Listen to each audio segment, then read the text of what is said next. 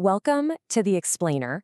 All right, picture this for a second. You're at this bustling networking event in Shanghai. The room's totally packed. Someone hands you a business card, gives you a smile, and they're just waiting for you to introduce yourself. Now, you've already made some amazing progress in your language journey. You can talk about your family, you can count like a total pro. But right now, in this exact moment, you need to talk about your profession. Well, consider this explainer your ultimate survival guide for making your Chinese practically flawless in the professional world. So, to set the scene, we're looking at literally the most common icebreaker question on the planet. What do you do? Honestly, whether you're at a super formal corporate gathering or you're just chatting up a new friend at a local coffee shop, this is the exact phrase you're going to hear, and it's the exact phrase you need to master. It's basically your gateway to having real, practical conversations. Here's our game plan for today. We'll start with the core job vocabulary and how to actually ask, what do you do? Then we'll add location to the mix, master some tricky sounds and characters, run through a real-world dialogue, and finally finish up with a quick homework challenge. Let's jump right into Section 1, the core job vocabulary. Okay, so to really step into the conversational arena, you need the right tools in your toolkit. Let's look at these core building blocks. Take a second to scan the roles here.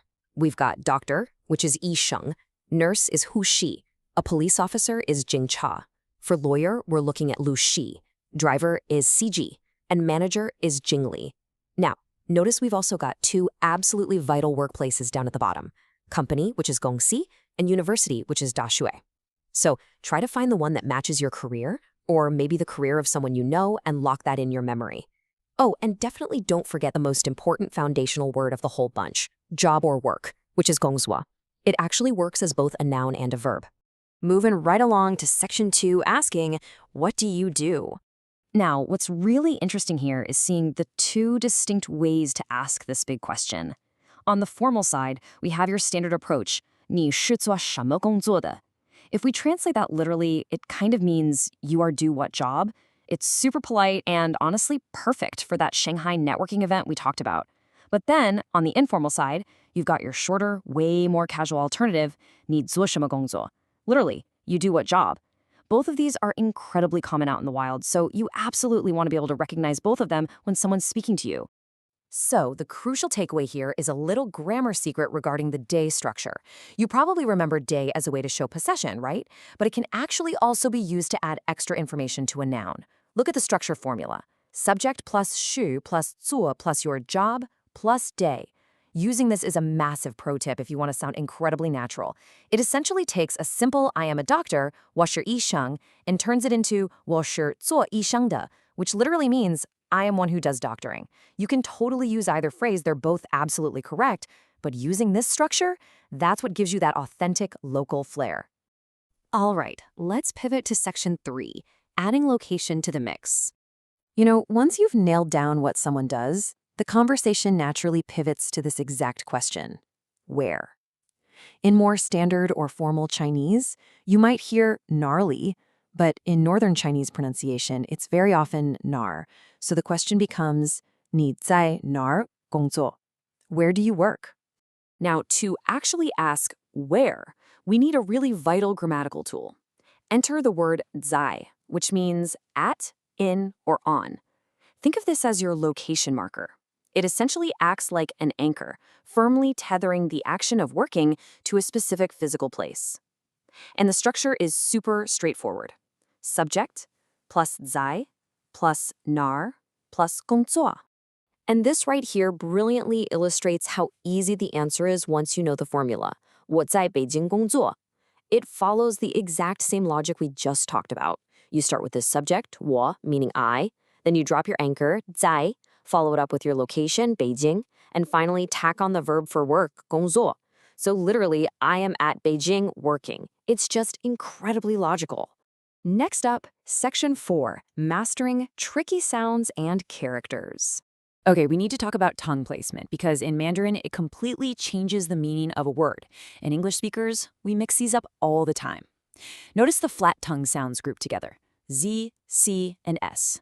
I want you to practice keeping your tongue totally flat right behind your top teeth. Try it. 在, 从, sun, Good.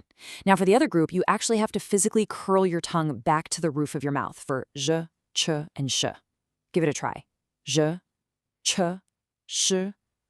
Try bouncing back and forth between the flat sun for 3 and the curled sh for 10. Do you feel that difference? Oh, and a quick heads up on our vocabulary word for work, 工作. That zuo definitely requires that flat Z sound. To help you remember how to read and write these concepts, let's break down the cool visual stories hidden inside the Chinese characters themselves. Step 1 is gong. It literally looks like a capital I with a bar on top and a bar on the bottom, right? It visually represents the shape of labor or work. Step 2 is zuo. Over on the left side, you have the radical for a person, and the right side gives you the sound. Brought together, it's literally a picture of a person doing work. And then step 3 is yi, meaning medicine or doctor. It originally meant to treat, and you can see it kind of looks like a box with an arrow inside. If you can visualize these stories, pulling them out of your memory is going to be so much easier. Let's bring it all together in Section 5, the real-world dialogue. Let's jump right back into that climactic networking scenario we talked about earlier. Imagine you are person B in this situation. Someone walks up, gives you a big smile, and hits you with our formal question. 你好, 你是做什么工作的? But you don't panic. Instead, you seamlessly answer with your job. 我是医生, I'm a doctor. And then you politely bounce the ball right back into their court using the casual form, 你呢? 你做什么工作? The conversational volley continues. Person A answers, 我是律师, I am a lawyer, and notice how person A smoothly deploys our 在 location structure to ask where you work. 你在哪儿工作? Because you completely understand that anchor concept we went over, you answer it perfectly. 我在上海工作. 你呢? I work in Shanghai. And you? 我也在上海工作. 我在一家公司工作. I also work in Shanghai. I work at a company. And then you cap the whole thing off with a polite 很好, very good.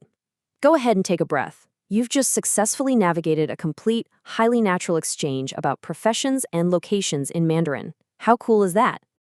All right, time to test those skills in Section 6, your homework challenge. Listen, we can't just let you leave without making absolutely sure this is permanently logged in your memory. So here are your 4 challenges to prove you've truly mastered today's explainer. Number 1, translate what is your job? I am a teacher. And hey, try to use 说 for that one. Number 2, translate the Chinese sentence 他是护士,他在北京工作 back into English.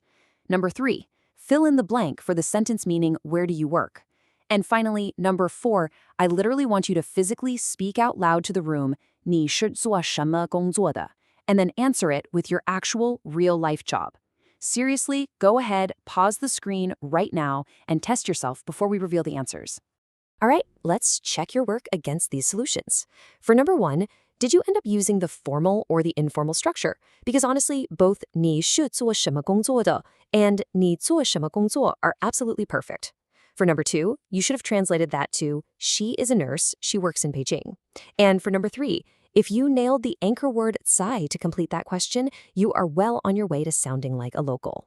Well, that brings us to the end of our explainer. You've mastered jobs, you've mastered locations, and hey, you survived the big networking event.